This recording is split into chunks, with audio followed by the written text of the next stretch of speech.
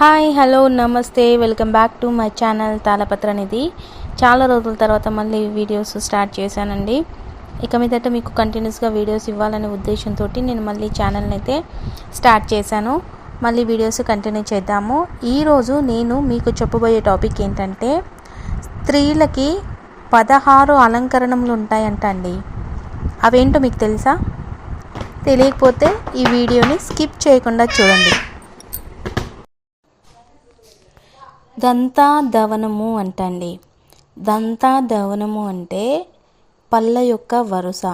స్త్రీకి ఎప్పుడైనా పళ్ళు వంకర తింకరగా కూరలుగా కాకుండా దాదిమ పళ్ళ వంటి దంతాలు ఉంటే చాలా అందంగా ఉంటుందంటండి. సెకండ్ది నలుగు పెట్టి స్నానం అంట.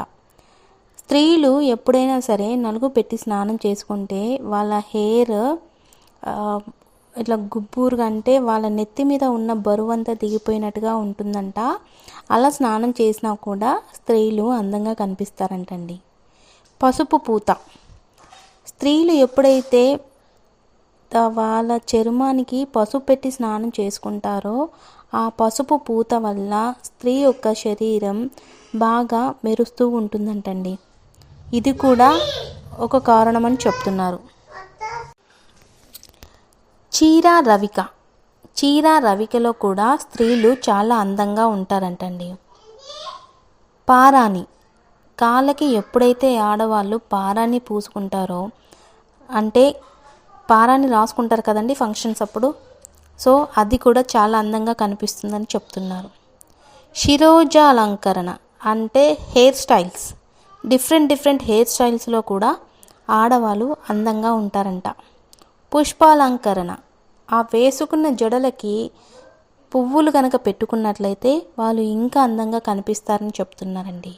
పాపిట కుంకుమ.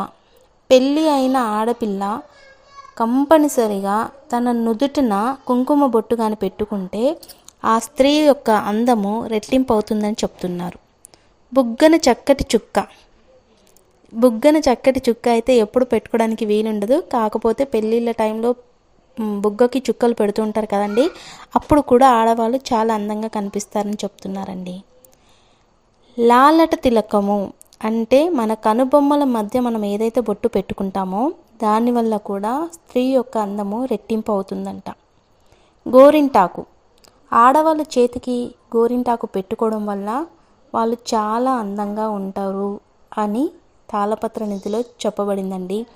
అంతేకాకుండా తాంబూలము అంటే వాళ్ళు నోటిలో వేసుకునే తాంబూలం ఉంటుంది కదా, ఆ తాంబూలం వేసుకోవడం వలన వాళ్ళ నోరు ఎర్రగా పండుతుంది కదండి, దానివల్ల కూడా ఆడవాళ్ళు అందంగా కనిపిస్తారని ఈ తాళపత్ర నిధిలో చెప్పబడిందండి. అదే విషయాలు నేను మీకు ఈ వీడియోలో తెలియచేస్తున్నాను. సో ఇవన్నీ గుర్తుపెట్టుకొని ఆడవాళ్ళు మరింత అందంగా కనిపించాలని నేను కోరుకుంటున్నాను. నా వీడియో కనుక మీకు నచ్చినట్లయితే నా ఛానల్ని సబ్స్క్రైబ్ చేసుకోండి, అలాగే షేర్ చేయండి. మీకు